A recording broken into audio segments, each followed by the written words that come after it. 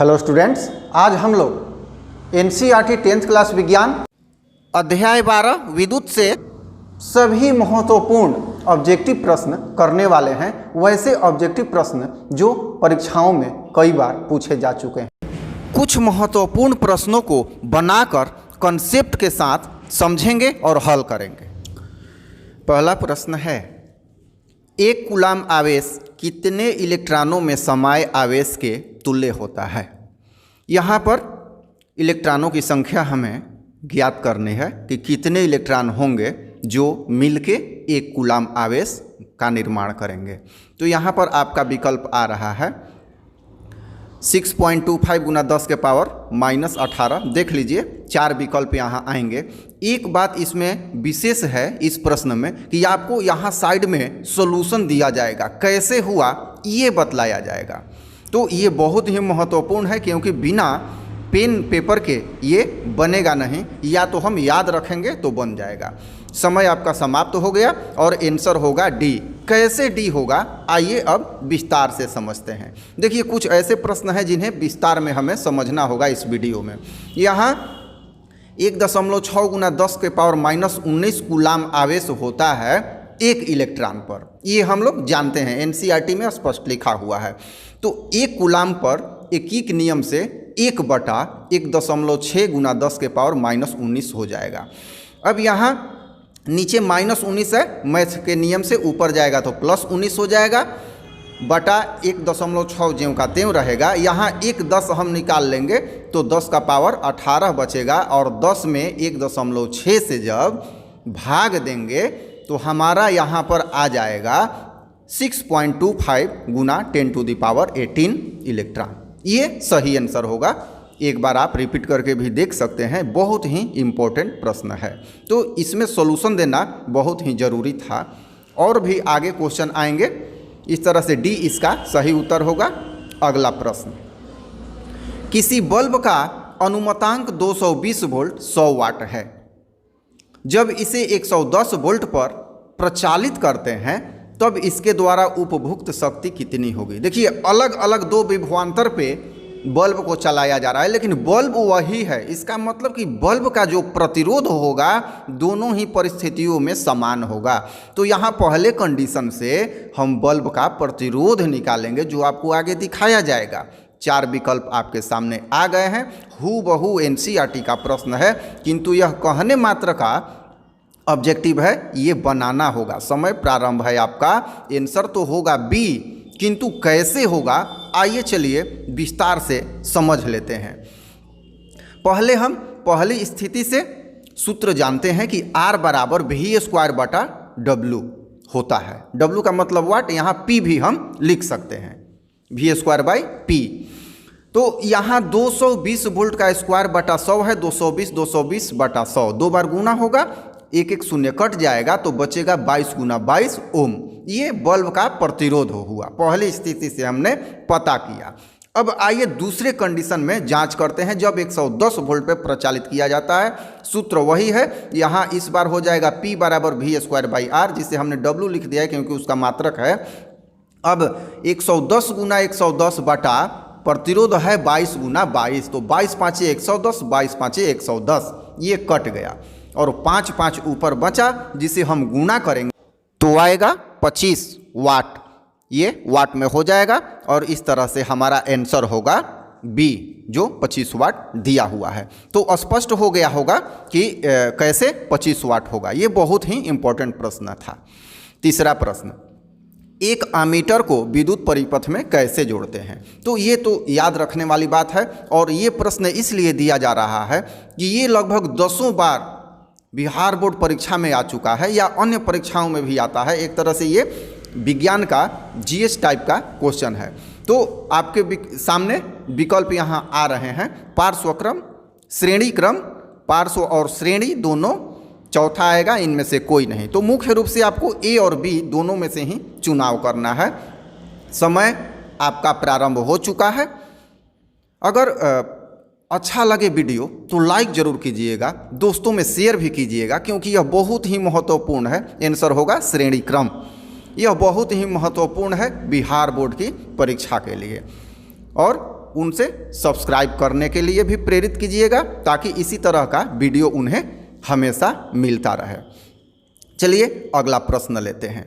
हमारे घरों में जो विद्युत आपूर्ति होती है वह किस प्रकार की विद्युत धारा होती है? प्रश्न ये है। ये बहुत महत्वपूर्ण प्रश्न है। ये भी प्रश्न 7-8 बार परीक्षा में पूछा जा चुका है। हमने वही सिलेक्ट किया है जो महत्वपूर्ण है। एक तरह से गेस प्रश्न का ये लॉट है। ये पूरा जो सेट है गेस प्रश्न ही समझिए। अगर इतना प्रश्न आप कर लेते हैं तो समझिए कि इस बार बिहार बोर्ड परीक्षा में इस चैप्टर से आपका प्रश्न शायद नहीं छूटेगा। समय प्रारंभ है, 4 विकल्प सामने है, दिया हुआ है 4 विकल्प। आप चुनाव कीजिए कौन सा होगा। इसमें डी होगा 220 वोल्ट प्रत्यावर्ती धारा। प्रत्यावर्ती को एसी बोलते हैं।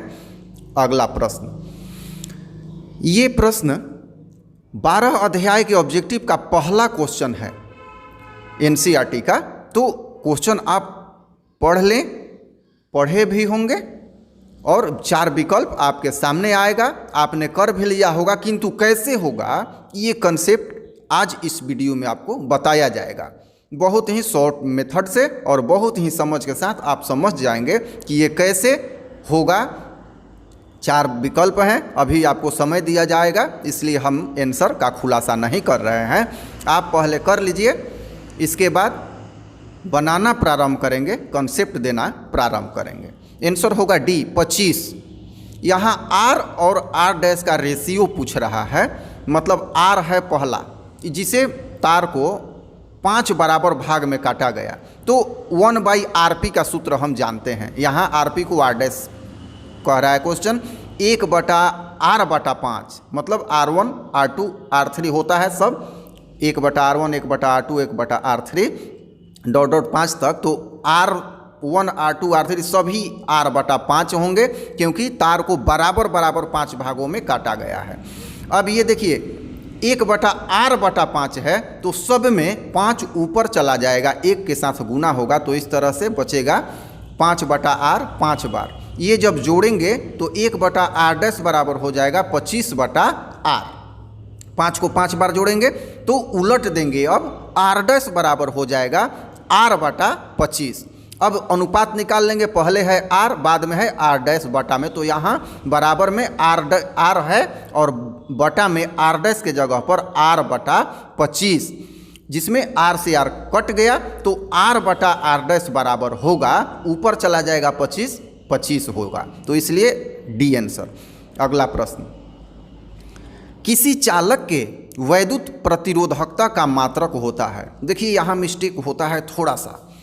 यहाँ कह रहा है कि वैद्युत प्रतिरोधकता का मात्रक और चालक का क्या होता है। पहले 4 विकल्प देख लिया जाए, आपको 5 सेकंड का समय दे दिया जाए, इसके बाद आप बताएंगे, अन्यथा उसके बाद तो मैं बता ही दूंगा। ये बनाने वाला नहीं है, ये छोटा क्वेश्चन है लेकिन कई बार परीक्षा में आ चुका है और बार बार मैं यही कह रहा हूँ कि अच्छा लगे तो लाइक ज़रूर कीजिएगा। इस तरह का बहुत सारा वीडियो पहले भी डाला जा चुका है और आगे भी डाला जाता रहेगा। यहाँ होगा ओम मीटर। यहाँ जनरली हम लोग ओम कह देते हैं लेकिन यहाँ ओम मीटर होगा। 7वां प्रश्न, किसी कुंडली का प्रतिरोध ज्ञात करने के लिए सूत्र है। मतलब कौन सा सूत्र है प्रतिरोध ज्ञात करने के लिए। कुंडली का मतलब तार के लपेटे, तो उसका प्रतिरोध ज्ञात करने के लिए सूत्र कौन सा होगा। आइए देखते हैं। पहले 4 विकल्प लिया जाए। VR बराबर VI, R प्रतिरोध है, V विभवांतर है, I विद्युत धारा है। 4 सिचुएशन आपको दिया जा रहा है 4 विकल्प के रूप में, आपको सिलेक्ट करना है। 5 सेकंड समय भी आपको दिया जाएगा जो प्रारंभ है। इसके बाद आप जो भी उचित हो एक का सिलेक्शन करें, कौन सही होगा। तो R बराबर V/I। कैसे? ओम के नियम से हम जानते हैं V = IR होता है। तो दूसरे स्टेप में R हम रखेंगे V/I, क्योंकि उधर IR में गुणा है, इधर भाग हो जाएगा। 8वां प्रश्न, प्रश्न का क्रम थोड़ा सा इधर उधर होगा, इसे आप अन्यथा में न लेंगे। विद्युत धारा मापने के यंत्र को कहते हैं। विद्युत धारा मापने के यंत्र को क्या कहते हैं, ये 10 बार लगभग परीक्षा में पूछा जा चुका है बहुत आसान किंतु बड़ा ही इम्पोर्टेंट आ सकता है, इसलिए हमने इस गेस प्रश्न में इसको डाला है। तो 4 विकल्प आ रहा है, आप समझ रहे होंगे, बिल्कुल इजी क्वेश्चन है कि धारा मापने वाले यंत्र को क्या कहते हैं। ए और बी में से ही आप चुनाव करेंगे, ये 2 ऑप्शन और दिया हुआ है ऐसे। समय प्रारंभ है, आमीटर, देखिए बगल में फिगर भी हमने दे दिया है ताकि आप इससे परिचित हो सकें, तो ये देख लिया आपने। अगला प्रश्न, विभवांतर का एसआई मात्रक होता है, विभवांतर का एसआई मात्रक क्या होता है ये बतलाना है। छोटा प्रश्न है, इम्पोर्टेंट है, बहुत अधिक बार परीक्षा में पूछा जा चुका है, इस बार के लिए भी यह गेस प्रश्न है, हमने इसको सिलेक्ट किया है। 4 विकल्प आएंगे आपके सामने, पहला है ओम मीटर, दूसरा है वाट, तीसरा है वोल्ट और चौथा है एम्पियर। तो विभवांतर अर्थात वोल्ट, तो इससे ही समझ जाते हैं हम लोग विभवांतर को, ये क्या होगा, कौन सा होगा, आप समझ गए होंगे। ये देखिए वोल्ट, और वोल्ट मीटर भी यहाँ पे है, अगर आ जाए कि विभवांतर मापने का यंत्र तो वोल्ट मीटर। अगला प्रश्न, 1 किलोवाट घंटा कितने जूल के बराबर होता है, कई बार क्वेश्चन आया है। चलिए इसे आज बना के समझेंगे कि कैसे आया, बहुत छोटे समय में, मात्र आधा 1 मिनट में हम समझ जाएंगे। पहले क्वेश्चन आ जाए, आप जवाब दे लें या हमसे जवाब ले लें, इसके बाद इस कंसेप्ट को समझ लेंगे कि कैसे आता है। अभी आंसर का खुलासा नहीं होगा, आपको समय दिया जाएगा। और अच्छा लगा हो तो लाइक ज़रूर कीजिएगा और सब्सक्राइब भी कीजिएगा और अपने मित्रों को प्रेरित कीजिएगा सब्सक्राइब करने के लिए। चलिए 4 ऑप्शन आ गया है, आपने चुनाव कर लिया होगा, मिला लीजिए। 3.6 × 10⁶ जूल, ये कैसे, तो 1 किलोवाट घंटा, देखिए किलो का मतलब 1000 और घंटा का मतलब 3600 सेकेंड, कैसे 60 × 60 सेकेंड। तो यहाँ आ गया 36 पर 5 शून्य और यूनिट बचा वाट सेकेंड, तो 36 3.6 करेंगे तो 5 शून्य और 1 शून्य और 10⁶ जूल होगा। धन्यवाद।